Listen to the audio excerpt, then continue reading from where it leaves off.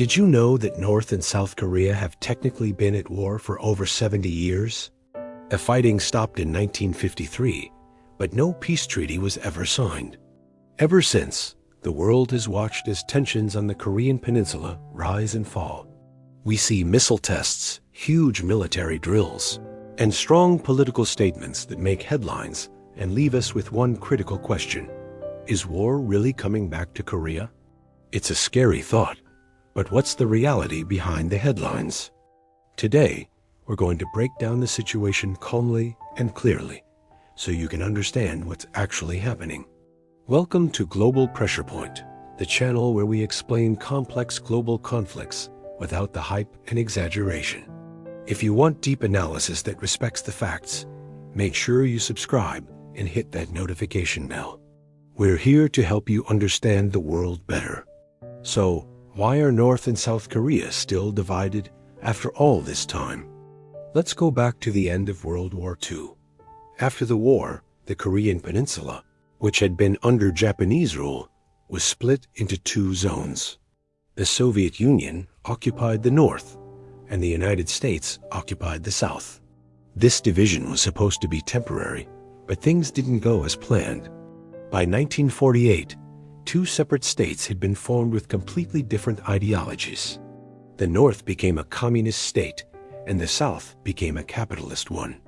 Tensions exploded into the Korean War in 1950. 3 years later, the fighting ended with an armistice, which is just a ceasefire, not a formal peace treaty. That's the key point. Legally, they are still at war.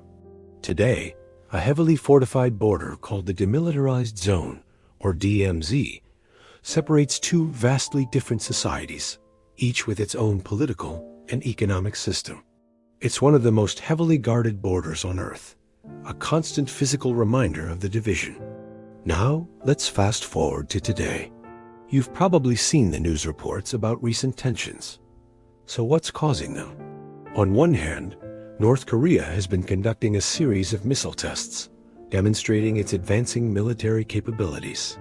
This is their way of sending a strong signal to the world.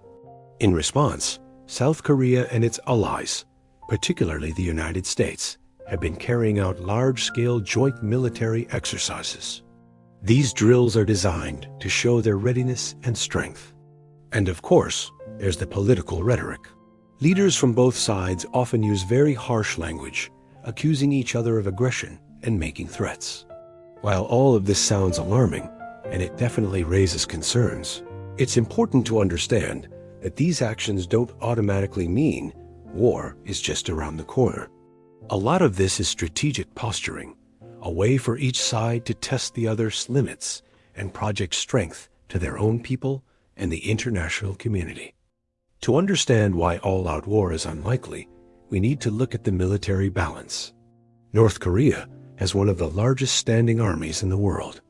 Its military strategy is built around deterrence, making the cost of any attack against it incredibly high. They've invested heavily in artillery, special forces, and of course, their nuclear program. On the other side, South Korea has a technologically advanced military, equipped with modern jets, naval ships, and defense systems. Crucially, South Korea is backed by a mutual defense treaty with the United States, which has tens of thousands of troops stationed there. This creates a powerful deterrent of its own. Both sides know that a full-scale war would be absolutely devastating for everyone involved. The potential for catastrophic loss of life and destruction is so immense that it acts as a powerful restraint, keeping the conflict from boiling over. The situation on the Korean Peninsula isn't just about North and South Korea. It's a major global issue involving several powerful countries. The United States has been a staunch ally of South Korea since the Korean War. Their military alliance is a cornerstone of regional security. China, on the other hand, is North Korea's most important ally and trading partner. Beijing has a strong interest in maintaining stability on its border and often plays a crucial role in diplomatic efforts. Russia also shares a border with North Korea and engages in diplomacy, adding another layer to the complex geopolitical puzzle.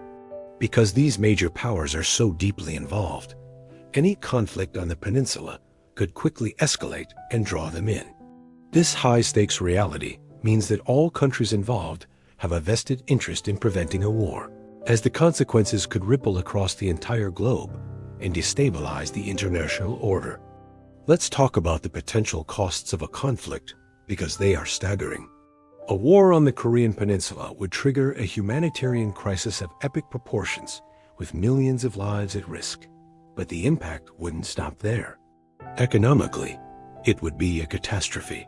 South Korea is a global economic powerhouse, home to companies like Samsung and Hyundai. A war would instantly disrupt global supply chains for everything from smartphones and cars to computer chips. A capital city, Seoul, is a major financial hub and is located very close to the border, making it extremely vulnerable. The economic shockwaves would be felt worldwide, likely causing a global recession. This devastating economic and human cost is a major reason why diplomacy, even when it seems to be failing, remains the top priority for everyone involved. The price of conflict is simply too high for anyone to bear. So, where does that leave diplomacy? Over the decades, dialogue between North and South Korea has been a roller coaster of highs and lows.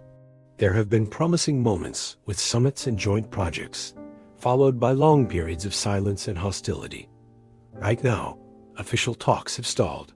However, it's important to know that communication channels, both formal and informal, still exist. These back channels are crucial for preventing misunderstandings or an accidental escalation. For example, a minor border incident could quickly spiral out of control if there is no way for the two sides to communicate. Most experts agree that despite the aggressive rhetoric, the dominant strategy for all parties remains deterrence and management of the situation, not an active push toward war. The goal is to maintain a tense but stable status quo. So, to answer our initial question, is war coming back to the Korean Peninsula?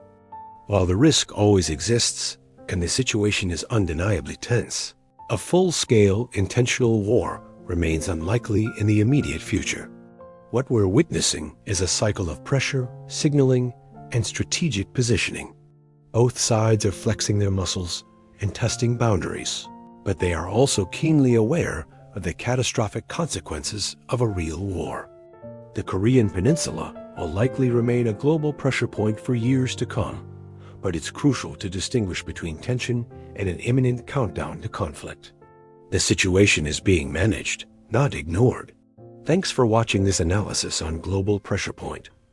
If you found this explanation helpful, please subscribe for more clear and responsible takes on global issues.